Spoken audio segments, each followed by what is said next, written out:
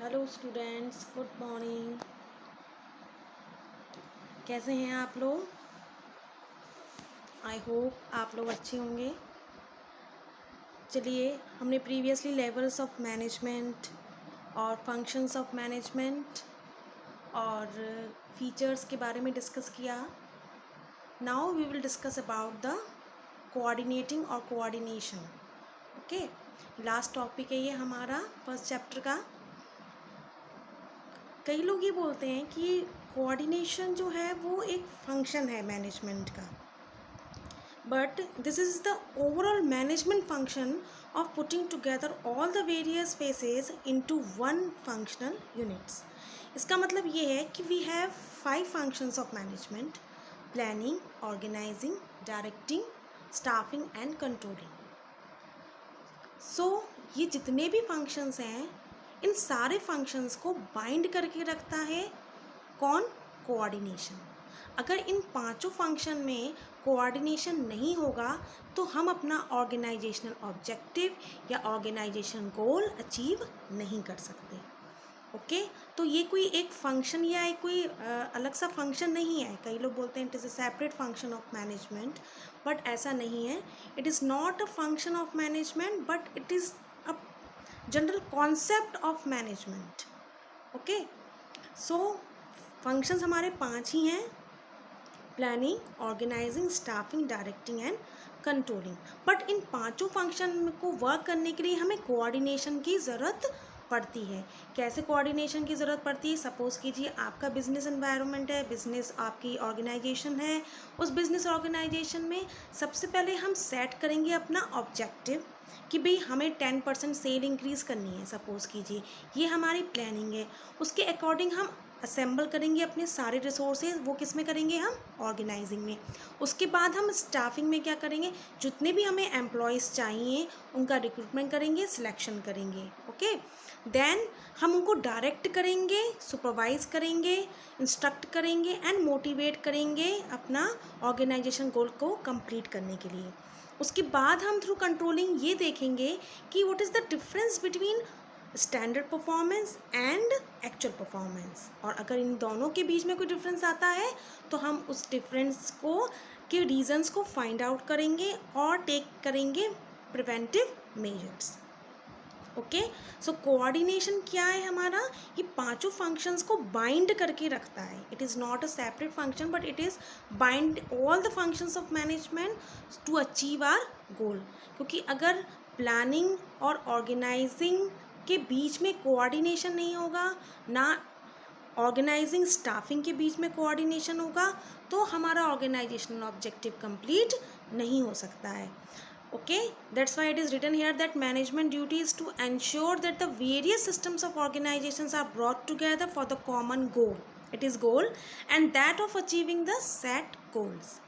And second point is the getting of various pieces to work together is called coordinating. It is interrelating to all those parts so that they work together to achieve common objectives. देखिए ये inter होते हैं।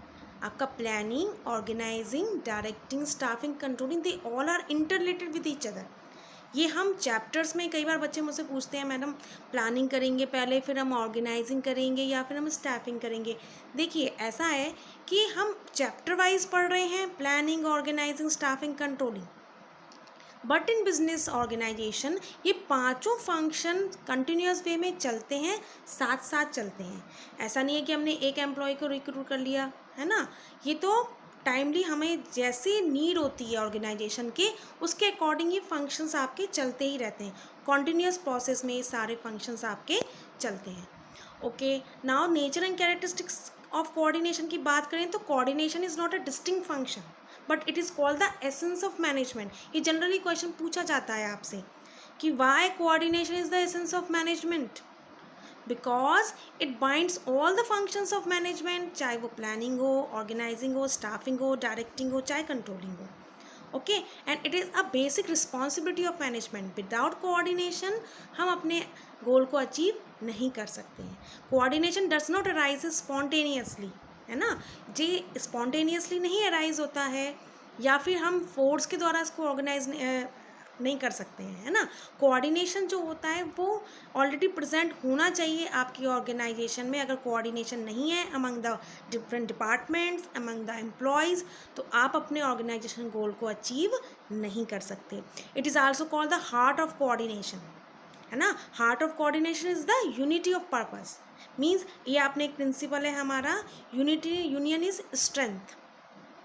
ये आप लोग पढ़ेंगे तो team work में अगर हम काम करेंगे ना तो क्या होगा कि कोऑर्डिनेशन की हार्ट है कोऑर्डिनेशन का। अगर हम यूनिटी से काम करेंगे, अगर हम टीम वर्क में रह के काम करेंगे तो हम अपने ऑर्गेनाइजेशन गोल को ईजिली अचीव कर सकते हैं।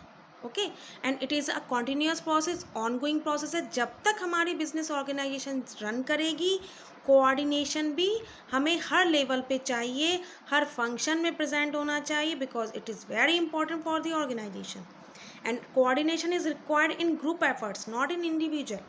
मतलब एक व्यक्ति के लिए कोऑर्डिनेशन की ज़रूरत नहीं है, बट जब ज़्यादा व्यक्ति काम करते हैं बड़ी ऑर्गेनाइजेशन में तो वहाँ पे हमें कोऑर्डिनेशन की ज़रूरत पड़ती है। बड़ी ऑर्गेनाइजेशन में हमें ज़्यादा कोऑर्डिनेशन की ज़रूरत पड़ती है, छोटी ऑर्गेनाइजेशन में हमें कम कोऑर्डिनेशन की ज़रूरत पड़ती है। And it is the responsibility of each and every manager. Means coordination जो होता है ये हर मैनेजर की रिस्पॉन्सिबिलिटी है। So that's why it present in all levels of management. Coordination हमें टॉप टू आपके लोअर लेवल पे ज़रूरत पड़ती है कोऑर्डिनेशन की, चाहे वो टॉप लेवल का मैनेजमेंट हो, चाहे मिडिल लेवल का मैनेजमेंट हो, और चाहे वो लोअर लेवल का मैनेजमेंट हो। यहाँ पर तीनों लेवल के बीच में कोऑर्डिनेशन होना चाहिए।